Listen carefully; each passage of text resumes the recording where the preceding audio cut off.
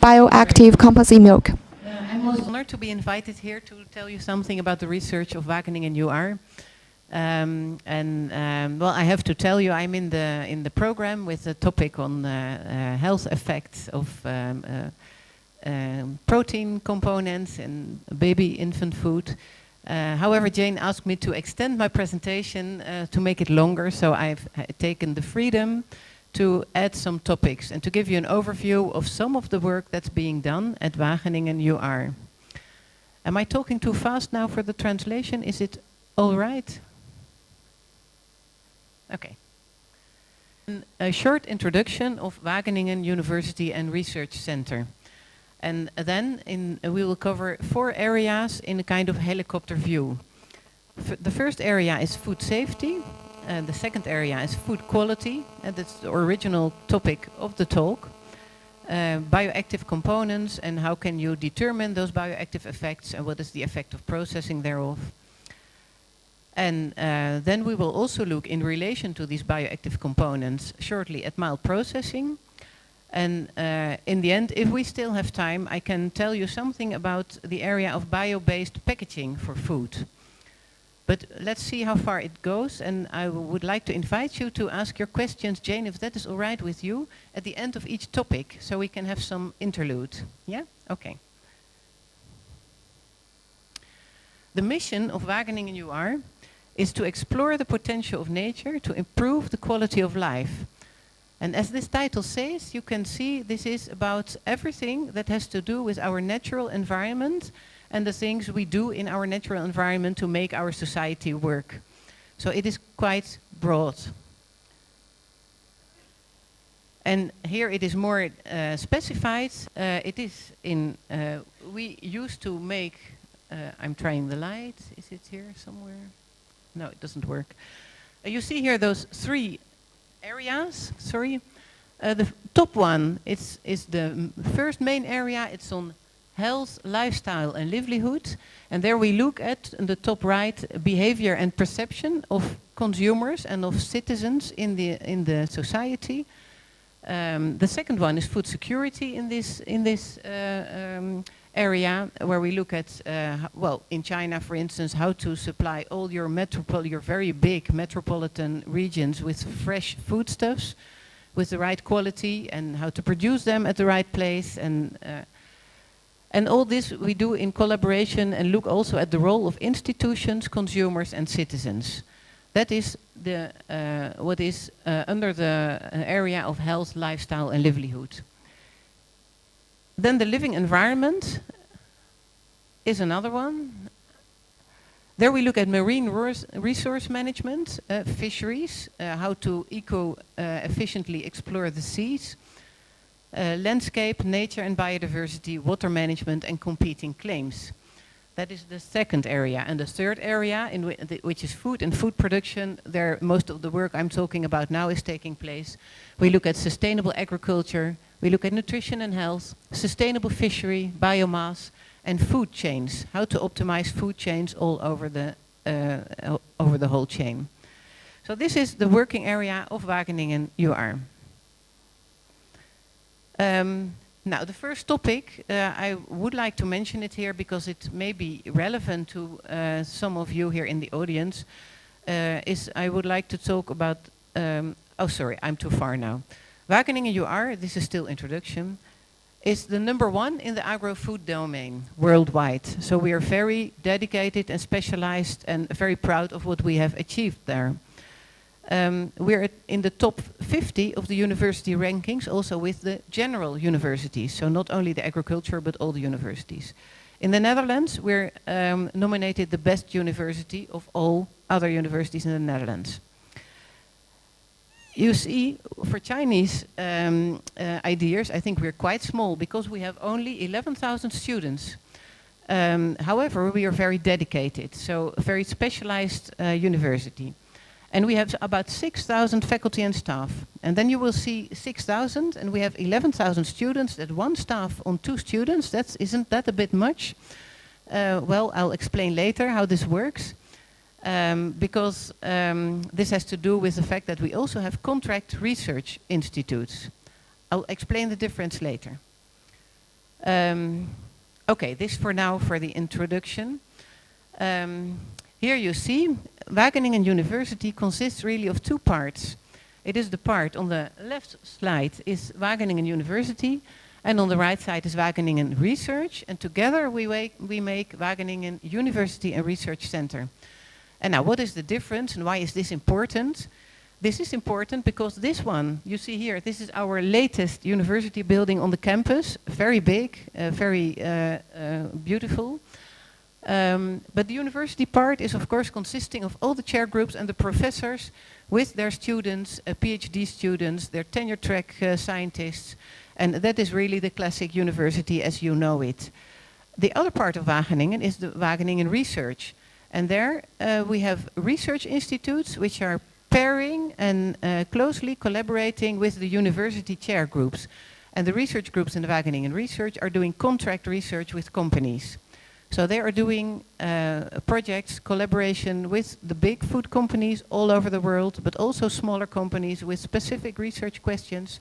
And their dedicated confidential research can also be done for clients. And this whole together is really the added value of Wageningen UR. Then, the last 10-15 years we have been building on the campus, the Wageningen campus. And that means that the university and all the institutes were moved from the old part of Wageningen to new buildings on the Wageningen campus. And there we aim to achieve an innovation hub of the university and the institutes together with startups, new companies being formed, big companies located on the campus, or big collaborations with companies. It has to be a real food innovation hub, and also of course in Food Valley. So we're very proud of that. This is a map. It's already some years old, but you see this is where we are doing projects all over the world. So the international character of the work we are doing is reflected in the type of projects and the partners and the customers we are working with. You see China has a big red dot, that means too many to count.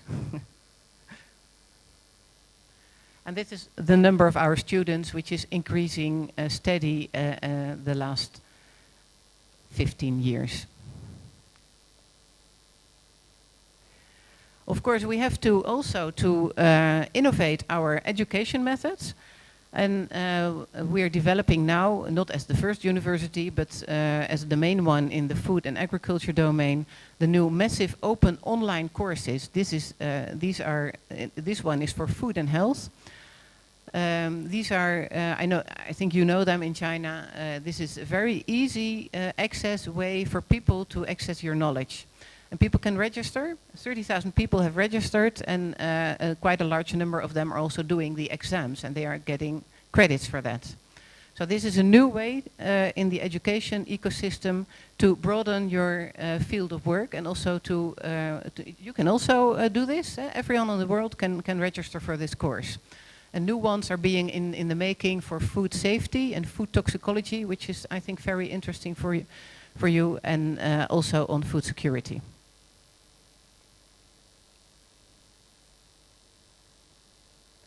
Okay, this was the introduction of Wageningen UR. I hope to have given you a slight overview so you have any idea, a little idea of who we are at this moment. Because I saw a number of topics coming by which are in the area of health and nutrition, I'm going to introduce to you now our human nutrition group, which has 5 professors. It's a big group of around 150 people, already many years world-renowned, and they're doing research in the following fields. This is Professor Edith Veskens. She's doing research with her group in nutrition and health over the life course. So what is optimum nutrition for the elderly, for the young, for people with different lifestyles, and all prevention of diet-related diseases, and all related areas. This is Professor Sander Kersten. He's working on the mechanics, on the metabolomics of food and diet. And then the third one is Professor Ellen Kampman. She's working on nutrition and disease. And she's doing a lot of work on cancer prevention and on diabetes and cardiovascular disease. And the last one is Professor Kees de Graaf with sensory science and eating behavior.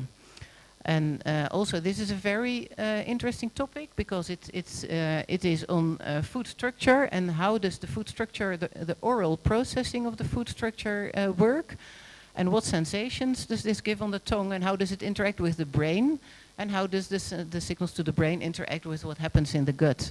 And well, there's still more and more known about this, so we can understand how the human body processes foods and does healthy things with it or unhealthy, and the mechanism of the tongue and the brain is of course playing a very important role in that. Okay, this is the Department of Human Nutrition, and don't worry, I'm not going to list all the university groups for you, just now the food science groups, because I think those are the most interesting ones for this meeting today. So we have, next to the human nutrition cluster, there's a big food science cluster. And there are 5 groups in there. The first one is food chemistry, which is Professor Harry Gruppen. The second one is the food microbiology, which is Marcel Zwietering. The third one is physics and physical chemistry of food, Erik van der Linden. Food process engineering, big in sustainable processing, and really one of the biggest groups and very renowned. Professor Remco Boom. And the last one is food quality and design, Professor Vincenzo Fogliano. And they are working also on dairy quite a lot. Maybe for some people interesting to know. The food microbiology, it's a small introduction. You can see here where all the groups are working on. And the end result is that we're covering, and it really goes in the middle part, we're covering the whole area, the whole demand chain, from production, harvesting, processing, consumer behavior, really to the end of the chain. And that's also how we aim to work. We do want to find integral solution and to think in systems. Okay, this is a short overview of the relevant groups from the Wageningen University in the food field. And here, just for reference, a short history of food science. Now, I realize I'm now in China, and China is the country where everything goes fast, much faster than it used to go in Europe. This is how it was in Europe. In the 1950s, we were worrying and doing research on sufficient food supply. Then we got worried about the safety, and the research was aimed at safe foods. Then from the 70s on, the whole societal composition changed. People were starting to work more. In the past, women in the Netherlands didn't work. They had all the time to look for their household and to cook their foods. And when women were participating more in the labor process, we needed more convenience food. So that is from the 70s on, convenience food. And then still from the 80s, taste and choice got very important. There were coming to exist niche products, very luxury, high-level, fresh-tasting products. And nowadays, health and sustainability are the issues that research is directed at. And maybe, I think now in China, all the areas are still very relevant for you, and also the top ones, of course. Okay. Now, I have 2 slides on the Wageningen research. So far, the groups I showed you was on Wageningen University, now on Wageningen research. There are a number of institutes, and there's one institute in food and bio-based research, which is in my unit. That's food and bio-based research, and I will tell you a little bit of how they work. Also with international clients. This is a different way from the university approach. This is market-oriented R&D, which means we talk with clients and with customers about what their needs are, and we like to do co-research, to be partners, to find out what the customer can do and to find out what we can do and how to put this in the most efficient way together. That is the aim of the Research Institute. So they have a broad network, they have a lot of clients, of course we have close connection to Wageningen University, which makes that the knowledge they have is really up to date. And also, if necessary, we can involve the professors from the university in the field of work of the institutes. So the connection on content is very close. Now, what can they do? Upscaling, of course, from lab to pilot plant. We can assist customers in developing products from the idea to the final product. And how such a collaboration looks is, of course, totally dependent of what the client wants to do himself or not, or does he want us to do everything. And what we want is to support our customers with sustainable innovations. And we can do that because we have knowledge of the whole chain, not just packaging, not just the product, but everything that goes on in connection between these two, or with consumer perception, or with processing, and eventually it all links together, of course. So we connecting agri-food with, where necessary, with chemistry, materials, and energy production, and we work with multidisciplinary R&D projects, teams. Okay, so far, this is the introduction on Wageningen UR and how it works. So maybe, Jane, can I, if there are some questions now at this moment before we skip to the next topic? Is it clear for everybody? 下面有没有大家想对刚才Annemieke讲的内容有什么疑问的？现场可以为大家先做第一轮解答，然后再进入到我们下一个环节。Okay, thank you. Then I will proceed to the next topic, which is on food safety. It's a small introduction of our Food Safety Institute. It's called the RIKILT. It's part of Wageningen UR. Well, this is maybe not so interesting. It's 118 years old. We have it on the campus, of course. But what is important, it is a reference institute. It's the official control laboratory of the Dutch government, and also this institute is doing more and more outside of the Netherlands. They do everything in the area of food safety, analysis and advice, food safety research, forensic research, for instance, authentication of products, and forensic research also about food fraud. They can give training, and they have a 24/7 incident service. And their main themes they're working now on are chemical contaminants, veterinary drugs, GMOs, natural toxins, authenticity and nutrients, and new risks. I have one small example of the work the RIKILT is doing, which is maybe interesting for you, because they did a great study on the authenticity, it's a very difficult word in English also, authenticization of tea. And they did this together with one of your institutes. And they developed methods to determine the origin and the trueness of these different tea species, sorts. So this is just an example of what they have done.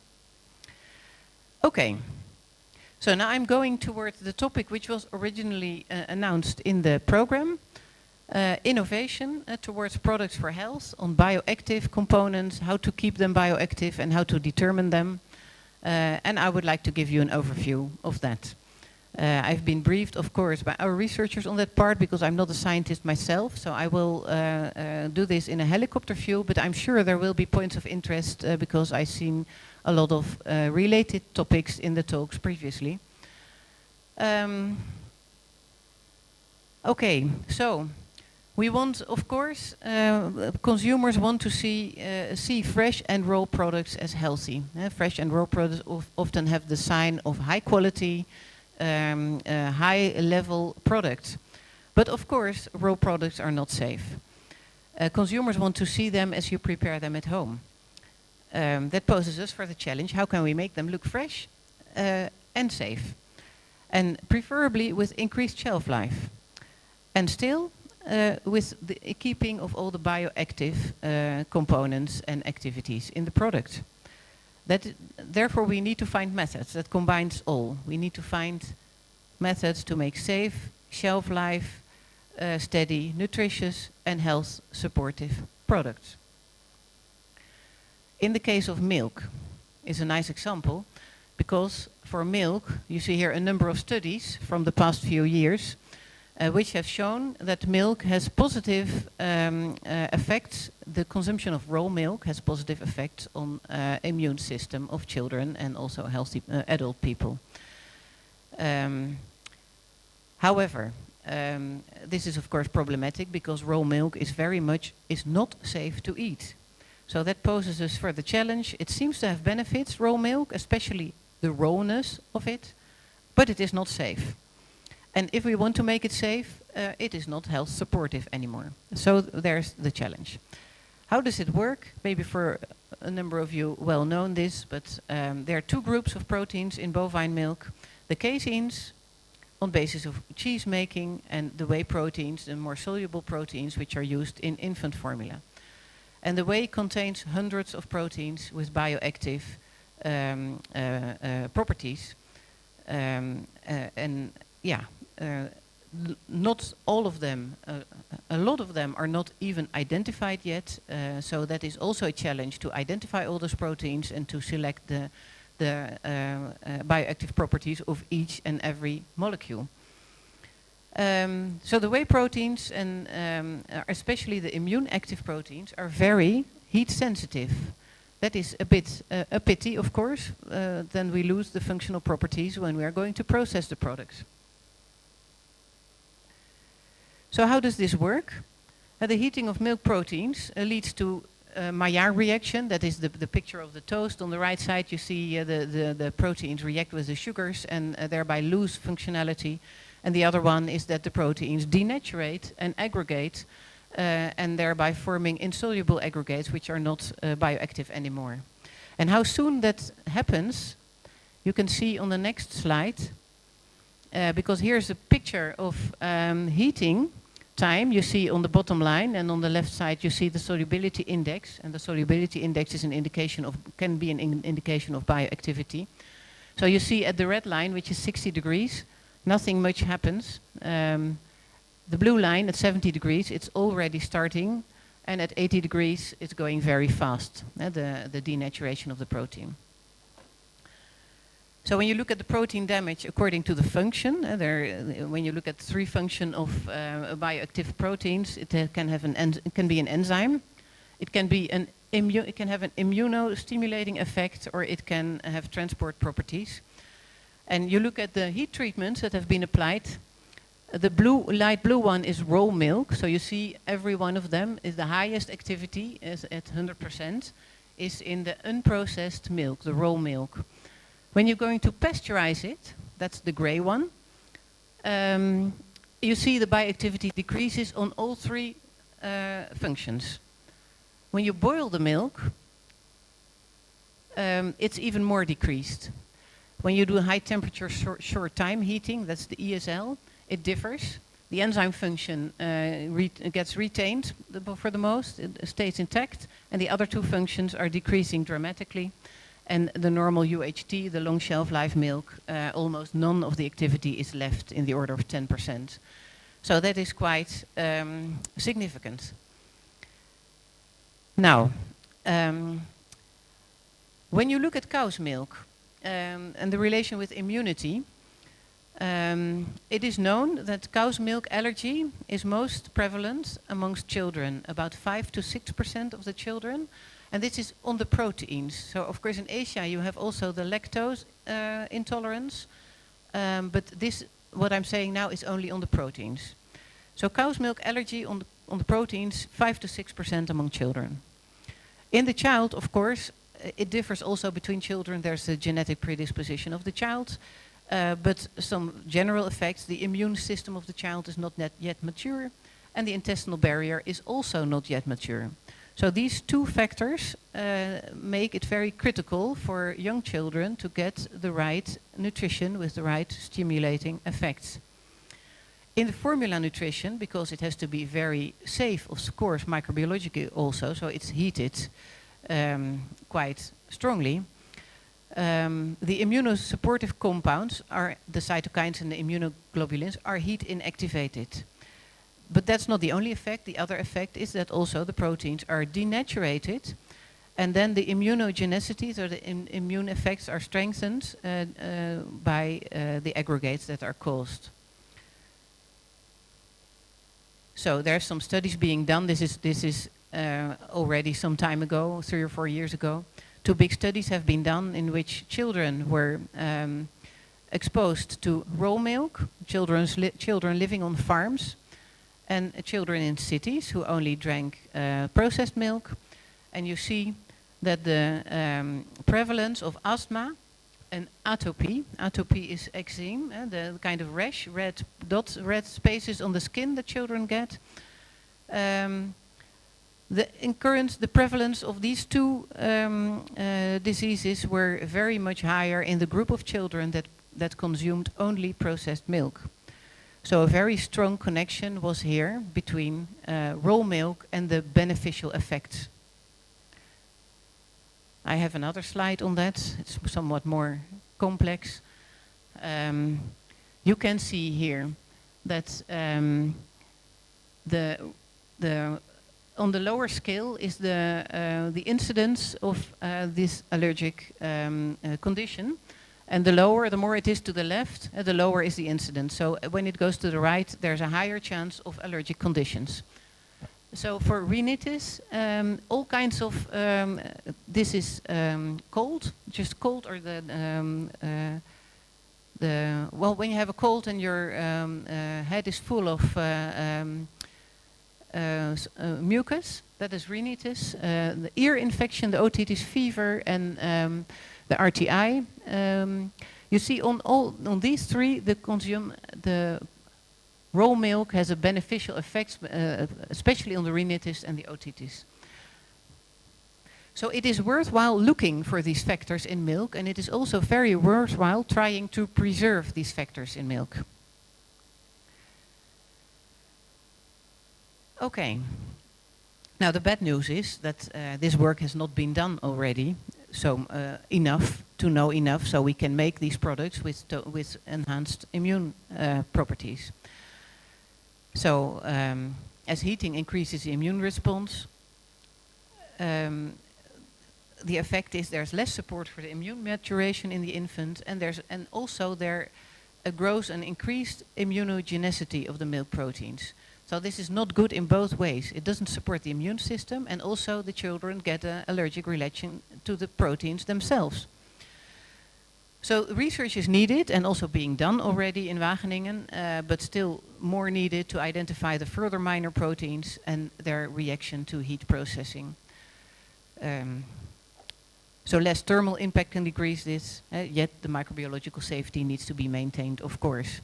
So there's a whole field lying open for research, and it is worthwhile since milk is one of the major world foodstuffs, and it can have very positive impact if we can solve this problem.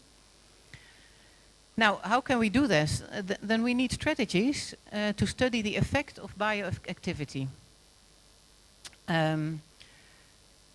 Because if you want to develop products or to adapt the processing of products, you want to make sure that it works. If it's or it is bioactivity in the original product, or if you add supplements or ingredients for increased bioactivity, in both ways you need good methods for it to work. And the golden standard, of course, to demonstrate your health effect is human trial.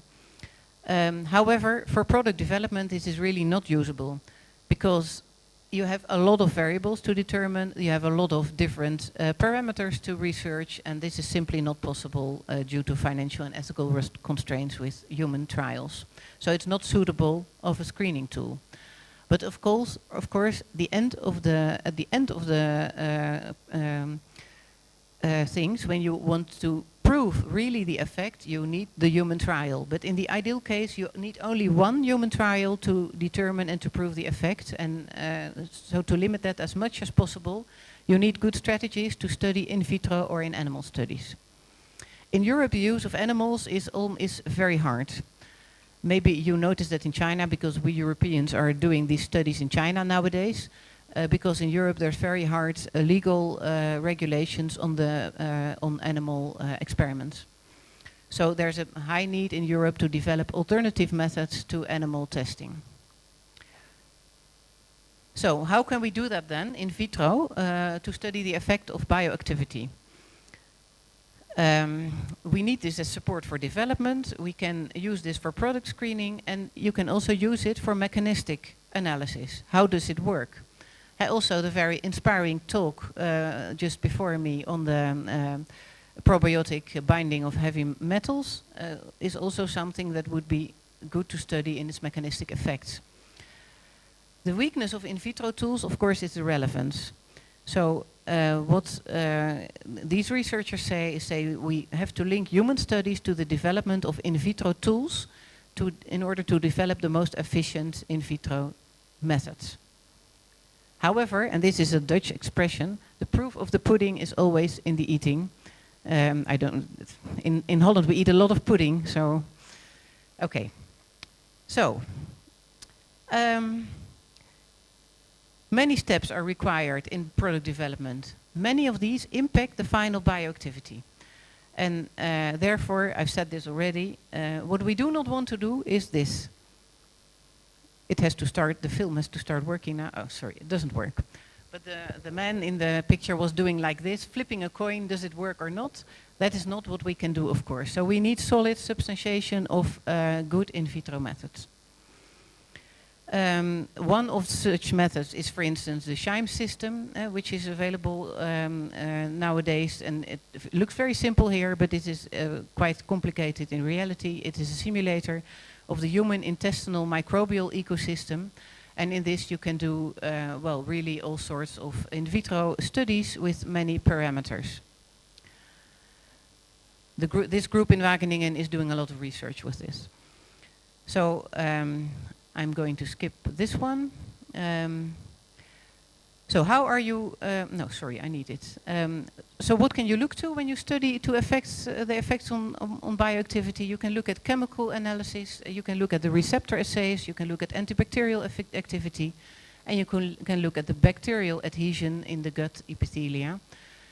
Those are a number of the strategies, and you would ideally have to explore a combination of those. And why would we want to do that? Because also in Holland there's a big trend towards, the past few years there was a big trend towards adding supplements and healthy ingredients to products, and nowadays the research is more directing in keeping the original bioactive qualities of these products. So they want fresh taste and appearance, it has to be sustainable, and it has to have all the good qualities the original product has when it's directly harvested. So we really want to minimize the effects of the necessary processing. So, for instance, research that is being done on products can be on milk drink with bioactive fibers. It can be on milk drinks with bioactive fruit. Also from the natural compounds, of course. And there's much relevant work to substantiate health effects of the bioactive soluble fibers and also the bioactives of fruit. Now I'm going to make the link with the processing. What alternatives do we have for heat processing in order to preserve bioactive effects? So there's a number of processing. You also use it here in China, the HPP, the PEF, the plasma. So there's a number of methods, and the issue is that, of course, you do not want to use heat, because heat inactivates these proteins. So you have to see what you can do with pressure and with electric pulses. And we have tested this on an example of broccoli juice, because broccoli juice has a supportive health compound, the glucosinolates, probably well known to you. And the health effects works in the gut. It's a kind of detoxification system. I will not elaborate on the details, but then in the next slide you see a study which is being done on the example of the bioactivity of broccoli juice processed by various methods. And I would like to look with you on the right side of this graph, because what is on the lower side, the NQ01, that is the detoxifying effect in the gut. And then you see from left to right, the light blue is the mild heat. This is the normal heat processing for such juices. And there you see that the activity is about half of what it is originally. That is the dark blue bar on the right. That is the non-treated juice. And when you use HPP, high pressure pasteurization, then you see it is still somewhat higher, but not very much. When you use PEF, you can see there's a significant increase, and the bioactivity is less affected by than by heating. So there are options also to look at various processing methods and the effect on the bioactive components in foods. That's what I want to say with this specific example. So in summary, fruit and vegetable juice and milk drinks can be optimized for their taste, fresh taste and health effects. And new mild processing methods are available to do that. And there are many assays available to study the impact on microbiological safety, nutrients, bioavailability and bioactiveness. And okay, so this is what I wanted to tell you on the topic of bioactive ingredients, processing and how to keep them in place. Does anyone have any questions on this topic so far? 大家针对这个话题有什么想Any question?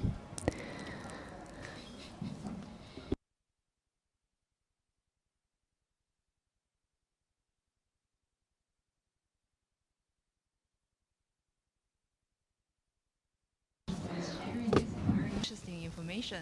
Can you Actually, speak a little bit more in the microphone? okay. Yes, thank you. Can you hear? Okay, Thank you. good.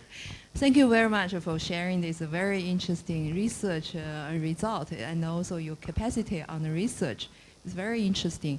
And also you talk about it's very interesting about in the farm, the children drink fresh milk or the untreated milk maybe. That's the maybe on the immunity system.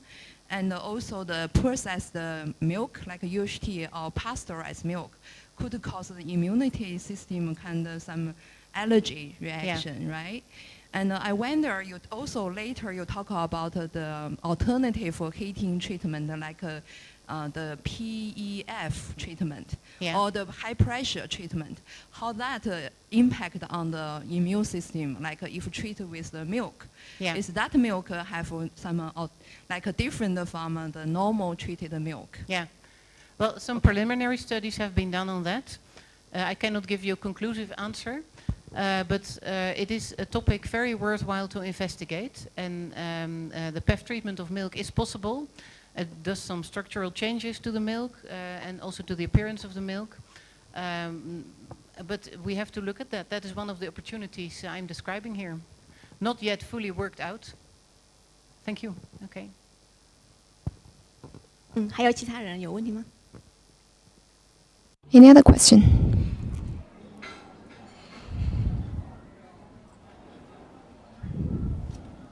Thank you for your presentation and provide so many interesting information to us.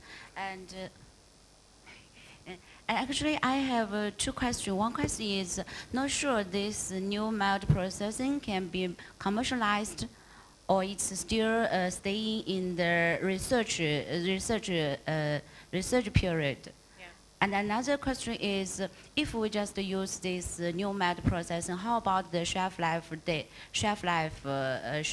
about this milk product?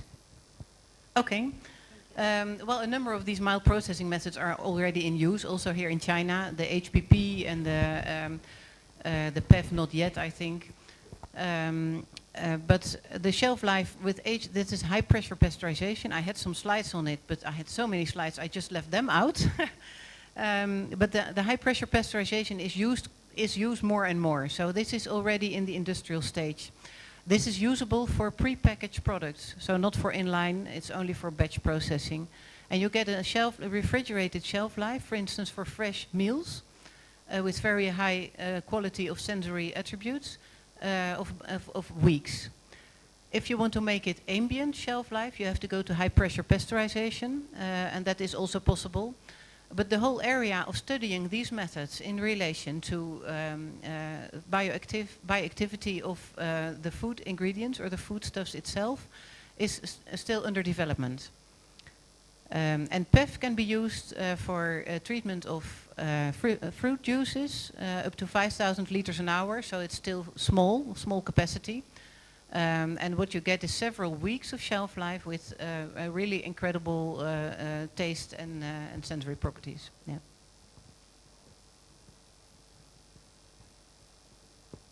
I think we can go to next. Okay, I will go to the next topic, which is very different, and I'm wondering if how the interest is for this topic, because it's on bio-based packaging material. I'm just going to give you a very short overview of what is possible with bio-based packaging material. In Wageningen, the bio-based economy is quite a large topic of research. We're doing all kinds of research of making materials and chemicals from bio-based resources, and those can be, it can be grass, it can be reed, it can be sugar pulp, it can be anything really. And of course the whole development lately into the future is to use these materials very efficiently to be able to make materials and chemicals from it, as opposed to making the chemicals from oil and gas. So why bio-based? Well, that's what I just said. Less dependency on fossil fuels. It is more sustainable. We all have to work on the CO2 reduction. It has specific properties. Some materials have other properties than the fossil-based ones and can be used for food packaging. Biodegradability, a number of these bio-based materials are biodegradable as well, not necessarily. People sometimes confuse the two. Biodegradable and bio-based is not the same. You can have fossil materials which are biodegradable, and we can have also bio-based materials which are biodegradable. So it's not related. But it is an important aspect to keep in mind when you develop materials, of course. And the price, yeah, the price will develop in a different way, and the sure expectation is that these materials will become economically viable in a few years. So this does not take very long anymore.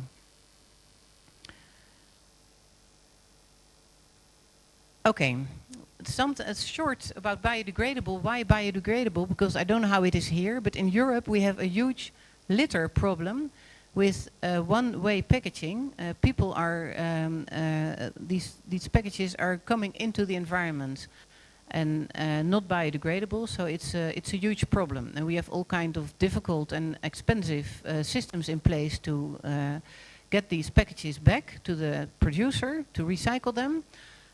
But this is of course expensive, and well, if these packages, which nevertheless still come into the environment, would be more biodegradable, that would be a great asset, of course. However, the biodegradation depends on the environment as well. The type of soil, is it water, is it a marine environment, is it anaerobic or aerobic, is it, can you compost it? Those are all aspects related to biodegradation. Okay, I'm going to skip this. When is it good to use biodegradable products? Well, especially, of course, if you have a functional advantage. In Europe, we have separated garbage disposal systems. So you put your green waste in a separate bin, and the bags for the green waste are, of course, biodegradable, because then you can put them in the waste. In some countries, biodegradation is imposed by law, and sometimes recycling is just not possible. So if we want to make real steps to a bio-based economy and a fully closed cycle economy, we have to do work on bio-based packaging and biodegradability. Okay, I took this. The next slide is just to show you that there are a number of materials ready, and I'll give you a reference to that later, for bio-based packages. Where in the fossil-based packages you see there the polyethylene, the polypropylene, the PET, the PVC, all the materials we know. And in the bio-based we have a bio-polyethylene, we have a kind of nylon, there are polylactic acid, polyhydroxic, I forgot the full name, but there are a number of materials with different properties where there can be made good packages. And these developments are going very fast. Here you see some examples. in food. The left above is the vegetables and fruit packaging. And there's in Holland this is almost all bio-based at this moment, using paper, board and pulp trays, using polylactic acid film and starch blends for the packaging. And it also has some functional advantages because of the high vapor transmission. For the liquid food, on the top right side, often you need barrier materials, you need bottles and caps, and there are also materials that can provide that. Of course, the cartons. We should not forget that paper is also a bio-based packaging. You can use bio-PET, you can use bio-PE and polylactic acid, and that is all being used at this moment, depending on how intensely the food producer is working with the bio-based challenges. And also for coffee and tea, it is possible to implement bio-based packaging. Some new developments that are going on at this moment is a pulp tray for tomatoes based on tomato leaf. So they can make packages from the tomato leaves that are harvested and otherwise thrown away. They can make the packages to put the tomatoes in. There's work going on a beer bottle from paper. Now that's a really incredible idea to make beer bottles from paper, but still I'm convinced this is going to become possible. Heat stable PLA cups, polylactic acid cups for vending machines. When you get your hot coffee out of a machine, nowadays it's paper or it's fossil based, and now it can also be bio based. And the development of PEF-like and other bio-based polymers, well, it is all going in a huge acceleration at this moment. And to provide information for you here on, there's one slide here.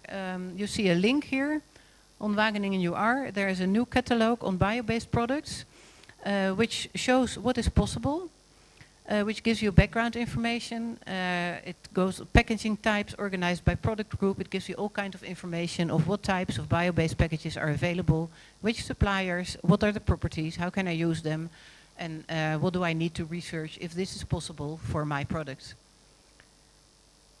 Okay, so this was the very short overview of the bio-based packaging materials.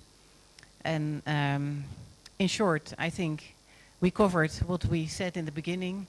Nearly all aspects of all these areas has come into focus. And I hope I have told you information that is useful for you. And if so, please feel free to contact us, and I'll be happy to answer any questions. Thank you very much.